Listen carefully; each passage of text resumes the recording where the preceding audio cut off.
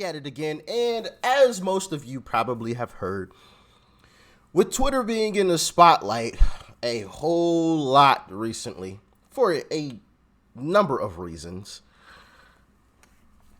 Elon's been releasing some information. Some very interesting information, but there has been something that has been happening with that whole circumstance that we're going to jump into that a little bit and then jump into a little bit more of some of the information as well. So before we hop into it though, make sure you guys hit that like button. And if you are not subscribed to the channel already, hit that subscribe button down below and join the family. All right, join the family.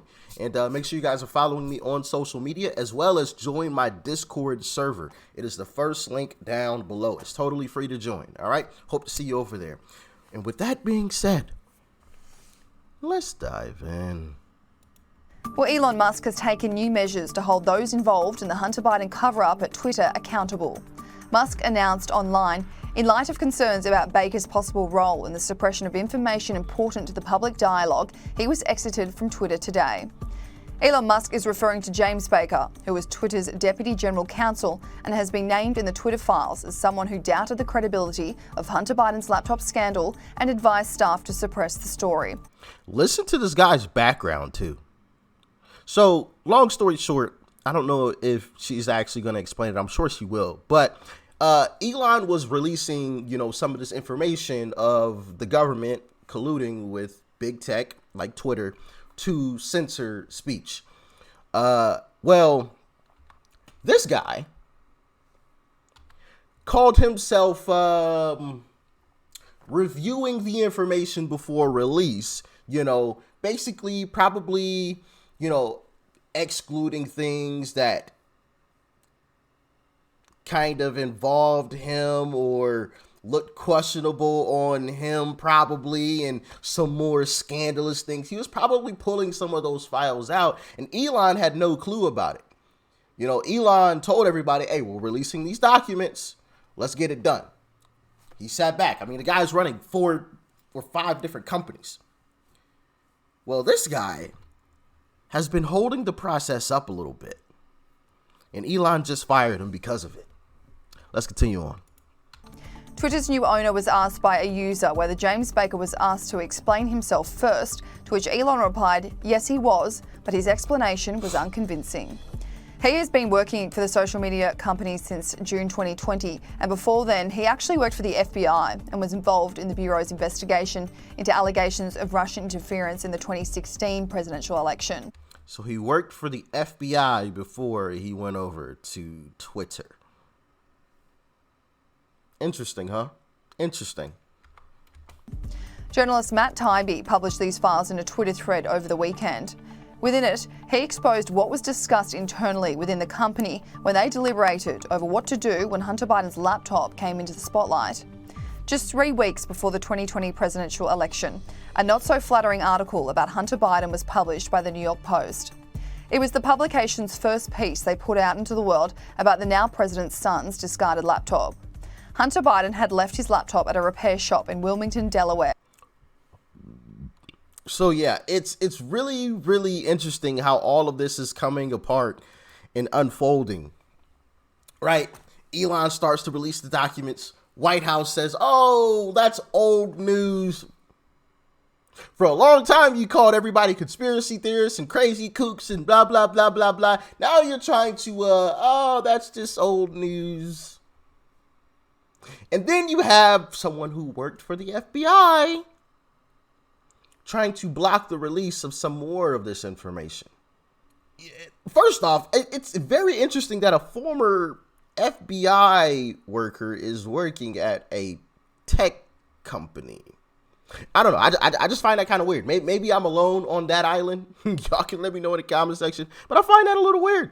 Let's jump into this next part, though. We begin with the Elon Musk promising more smoking guns on the way after he and journalist Matt Taibbi released a bombshell report on political censorship at Twitter and suppression of the Hunter Biden laptop story ahead of the 2020 presidential election. Taibbi making the revelations in a lengthy Twitter thread on Friday, writing that Twitter's posts and users were routinely removed at the request of both political parties, noting that Democrats held far more clout on that front due to the political leanings of staff. He also revealed internal communications that showed Twitter justified the decision to suppress the laptop story using its hacked materials policy. But Taibbi says that reasoning is flawed, stating this policy is normally required an official law enforcement finding of a hack. But such a finding never appears throughout what one executive describes as a whirlwind 24-hour company-wide mess. And according to Taibbi, that led the social media platform to take some rather surprising action. He says Twitter took extraordinary steps to suppress the story, removing links and posting warnings that it may be, quote, unsafe. They even blocked its transmission via direct message, a tool hitherto reserved for extreme cases, e.g. child pornography. And remember how interesting it is that, they all went from let's promote freedom, freedom, freedom. You live in America, you're free, to we must keep you safe. We must keep you safe. We have to put these safeguards. We have to control what it is that you say and you can see. See how they disguise power with safety? I just want to keep you safe. I don't want to control your life. We're on to them slick bastards. A Saturday question and answer session, Musk was asked directly about the mainstream media largely ignoring these Twitter revelations. Clearly, if Twitter is doing one team's bidding before an election, shutting down dissenting voices on a pivotal election, that is the very definition of election interference. I mean, what the hell else would you? Of course, it's like, yes. And yet, Brian, the attack seems to me squarely faced on the messenger instead of the explosive revelations the messenger. This was a fascinating weekend. Let's be clear. If you're a journalist, you should love this. And journalists around the country said, not a big deal, just a nothing burger kind of story here. But if you look at what they found was a Twitter that looks a lot like FTX. Everybody was making it up as they went. They were inventing policy, stretching policy. You know what I love about this? Elon Musk is reinventing the game. He is saying we are going to be radically transparent, and I challenge the rest of you to keep up with that. I love that. I think he's going to actually outcompete people with this. But the other thing to keep in mind here is we haven't gotten answers on the FBI story.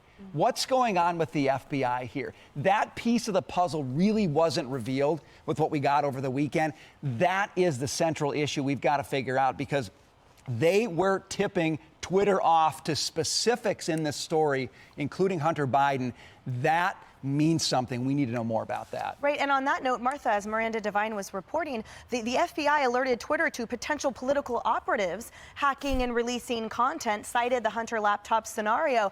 But was it Twitter that twisted and ran with it, led to a handled mentality of any request they would just honor in that moment? Oh, must be this, must be this. It begs the question as well, does it matter?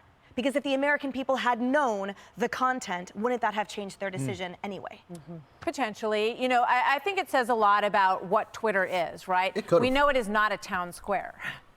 It is not a place, and we know this very clearly from everything that's been revealed of the inner workings at this company. They made decisions about what worked, what didn't work, what they wanted to sit on, what they wanted to amplify. So they are not an open town square forum. And I think that's why Elon Musk says he wants to get all this dirty laundry out there, because he said, I want to start from square one. I want to recreate this company in a way that makes it an open town forum. The New York Post had reported. And don't get me wrong, I don't think Elon is going to be perfect running this company. I don't think he's going to be perfect. But I do think that it'll be a heck of a lot better. A whole lot better. 1,000 times better than what it was. And as far as, the political stuff, I think the playing ground will be level and it'll be even. The Democrats won't be able to go in and, push this or push that or stop people from saying this or stop people from covering that. You know what I mean? It'll be an even playing field, which is why they're trying to demonize it so much. How many times recently have you heard, a leftist talk about, oh, the hate speech on Twitter is just out of control. It's just a cesspool of hate speech and far right extremists, and it's just a bell ringing for far right kook extremists to run to the platform and blah blah blah. Have any genuinely keep it 100? Please do, because maybe I'm wrong. Have any of you that are on Twitter, and if you're not on Twitter, highly encourage you to sign up. All right, go and follow your boy on Twitter. Link is in the description. But for any of you that are on Twitter, have you seen any true hate speech? Have you seen any? Have you seen the N-word with the hard R? Have you seen it? Be honest with me. Don't tell me a bunch of sweet nothings, to butter me up. Like, keep it real. Let me know. I haven't seen anything personally. This story. The New York Post wanted to tweet that story and share it with people. Okay, the New York Post is a journalism organization. You can say, what you think about the articles they print or whether or not you agree with everything they say, but it's a journalistic organization. It is not Twitter's job. That's what, as I said before, this is what the comments are for on Twitter. Right. So if someone disagrees with what the New York Post found, or they think it's slanted, or they think it's inaccurate, then they get to weigh in through all of this back and forth. That's what Twitter's supposed to be. I would also point out, it made me think about the 2000 election, because in November of 2000, the early days of November of 2000, there was a story that came out that George W. Bush had gotten a DWI in Maine in 1976. It came out through a regional media outlet, and then Fox decided, you know what, this is a story, okay? It's going to go out. And Fox reported it. And then other places started to pick it up. It was obviously a story that could have affected people's thinkings right before the election, but it was because this is, at its base, a journalist organization. We could not avoid that story. We put that story out. So Twitter, what are you? Are you a town square? If you are, you have to say, we allow if a newspaper wants to post something, we're going to allow them to post it, and let the town square decide whether or not they think it's valuable. The irony that I see. I definitely understand what she's saying for sure. And most of me agrees with that statement. Doesn't matter who it is. If you got a story, publish it. I don't care. Even if it makes a Republican look bad. But then there's a part of me, especially now, knowing the times we're living in and what's at stake. I'm not going to sit here and lie and say that, all of me agrees with that. There's definitely a part of me that's like, no, cover it up. Cover it up until after the election. Don't cover it. Say it's all a lie, blah, blah, blah. Do the same thing that the left does to us. Play that same game. Because, it's almost as if, and I don't know how y'all parents raised y'all, but my mom raised me, you don't let nobody put their hands on you. Like, don't come back in this house if somebody beats you up and takes your bike. You better go fight back and get that bike back. Don't come back in this house until you get it back. And I feel like the left is almost like punching the right in the face. And a lot of the times, we just say, hey, it's all good. I don't want no problems. It's okay. I'm just going, it's all good. I'm just going to walk away. And you just got punched in the face. And I'm just like, nah, bro. Hit him back. I can hear hit him back. Get your bike back. Do y'all feel the same way? Maybe I'm alone on this boat. Maybe I'm alone, And listen, I'm not advocating for literal violence. That's not what I'm saying. But what I'm saying is, like, when it comes to some of this stuff that the left does to the right, covering up stories, lying about the right, making up all this crap, playing the game. Maybe it's time for the right to do the same thing. What do y'all think? Let me know in the comment section. Now, I understand from both viewpoints, but like, I just had to put that out there because I would feel disingenuous if I didn't tell the truth about that. You know what I mean? But yeah, y'all let me know. Am I on an island by myself? Maybe I am. I don't know. Talk to me. too is that, you know, the protection that these social media platforms have enjoyed and continue to enjoy, safe from all liability from the horrific content many people do post, is because they don't interfere with the content, right? They just host it. That's the argument that the courts have upheld. And they know they all have egg on their faces now because that's not what they do. And Zuckerberg also told us that's not what they do. That's exactly right. And we're seeing it play out in real time, Amy, and we're also seeing the depth of that toxicity in the cesspool because now it's being used yet again to attack the journalists and calling them red pill takers and worse, simply for reporting and daring to report the truth. Yeah, I think that the bottom line here is it's got to be about free speech. Everybody has to have their opinion, and we should, as Americans, be able to look at whatever's put out there and decide for ourselves. No other agency is supposed to filter what we're looking for in public forums, but I totally agree with Brian that this is an opportunity for business. Elon Musk is going to do something that's fair for everyone, and he has to, because in America, Twitter users are 1 in 4 adults. Not everybody's using Twitter. In fact, we think everyone's using Twitter because we put it on TV all the time. Most people are lurkers, like looking for what's on social media. But it's actually an opportunity for business. And if Elon Musk does the right thing and keeps it open, guess what? He's going to get new users and people who want to talk freely. Right, that might be refreshing. And to Amy's point, 90% of the content put out on Twitter is by 10% of the users.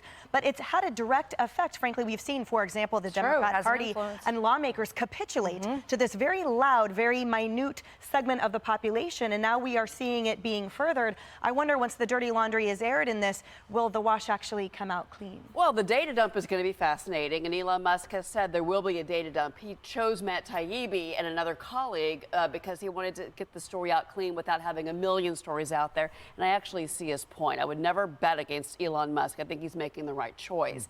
At the same time, Martha, to your point about journalism and letting the story get out there and play, we have not seen the mainstream media really cover this story. The Wall Street Journal actually said, at the time we examined those messages, Kimberly Strassel at the Wall Street Journal spoke with Tony Bobulinski, put it all on the record, all before the election. So the story was out there. Twitter was just amplifying, put it out in the town hall, the town square. The other point I think is going to be interesting as we see this play out. Remember, Twitter was a publicly traded company at the time that this all happened. What happens to all of those shareholders that a lot of them lost money, rightly so, in the whole takeover from Elon Musk from start to finish? Do they have a voice in this? Is it right for a corporation, a publicly traded corporation, to be in the box saying, well, here's a winner and here's a loser? Democrats, you're going to win. Republicans, you're going to lose. That's exactly what the staff was doing. Elon Musk says, look, it's a San Francisco company. Let's be clear here. They were pulling the strings, and they, I think, penalized, wrongly so, those at the New York Post, and also they penalized those at the Wall Street Journal. And here, we were talking about this on our networks, both of our networks, before the election of 2020. Let's be honest here. What's so interesting? Facts. They were standing back there trying to be the puppet masters pulling the strings. Anything good for Republicans? Let's not push that out in the algorithm. Let's turn that down just a little bit. Not so it's super noticeable, but let's turn it down a notch.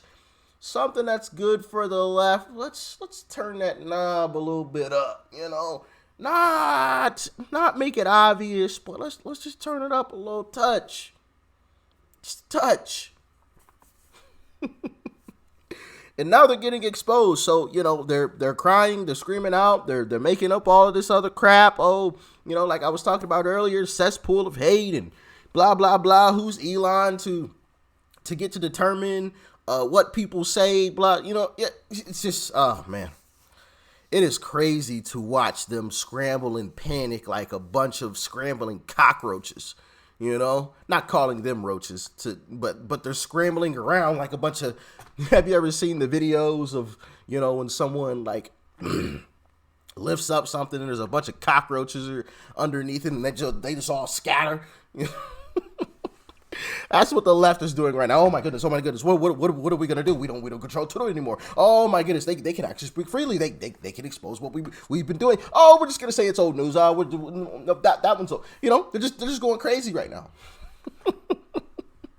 It's kind of glorious to watch, but also sad and scary at the same time. You know, there's a variety of emotions that come into play when you see this type of stuff. You know, it's fun to watch because obviously they're panicking. It's sad to watch because they're panicking at this, you know what I mean? Like, it's sad to watch them so angry at free speech, people being able to speak freely. You know, like, what? Why are you panicking over that? Like, you're driving yourself up a wall. Like, that's sad to see. Like, you're literally becoming depressed because people can speak freely.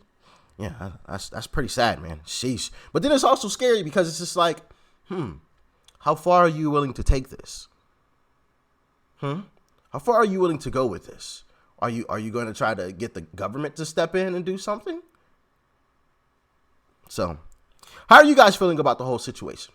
Let me know in the comment section below. Like, share, comment. Hit that subscribe button before you go. Peace and love. I'm out.